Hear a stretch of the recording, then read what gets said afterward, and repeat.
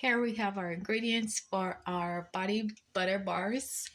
So we have beeswax, cocoa butter, olive oil, and vitamin E oil, and we have wintergreen essential oil. We have our the butter, the beeswax, and the oil measured in here.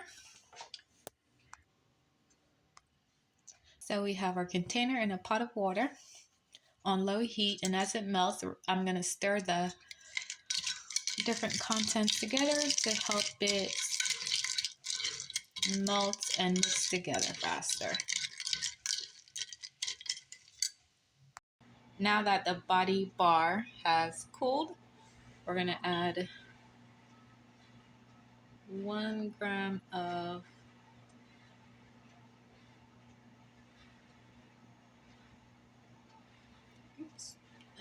a little too much, and some essential oil.